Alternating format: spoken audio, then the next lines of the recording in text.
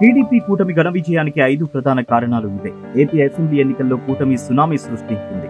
2019 ఎన్నికల్లో జన సునామీ సృష్టించి 151 సీట్లతో ప్రభుత్వాన్ని ఏర్పాటు చేసిన వైఎస్ఆర్సీపీ ఇంతలా చతికిలపడడానికి కారణాలేంటి? టీడీపీ కూటమి భారీ మెజారిటీతో గెలుపొందడానికి అనుకూలించిన 5 ప్రధాన కారణాలు ఏంటన్నవి ఇప్పుడు ఒకసారి తెలుసుకుందాం. 1. ఎన్నికల ముందు చంద్రబాబు అరెస్ట్ అంశం చాలా పెద్ద ఎఫెక్ట్ చూపించిందని సర్వత్రా వినిపిస్తోంది. సైలెంట్ గానే ఈ విషయం వైసీపీకి పెద్ద దెబ్బ వేసినట్లు కనిపిస్తోంది.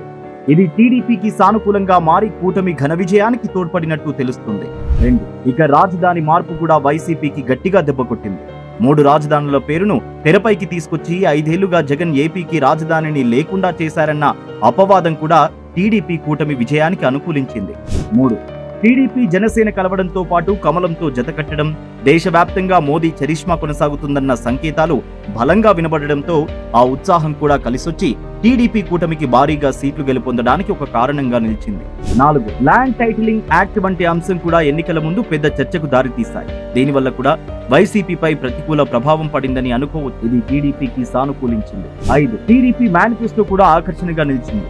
సూపర్ 6 పథకాలు, బాబు ష్యూరిటీ, భవిష్యత్తుకు గ్యారంటీ వంటివి టీడీపీకి మరింత మైలేజ్ తీసుకువస్తే, నవరత్నాలు ప్లస్ అంటూ ప్రకటించిన వైసీపీ మేనిఫెస్టో మాత్రం పెద్దగా ప్రజలను ఆకర్షించలేకపోవడం కూడా టీడీపీ గెలుపుకు కలిసొచ్చిందని చెప్పాలి.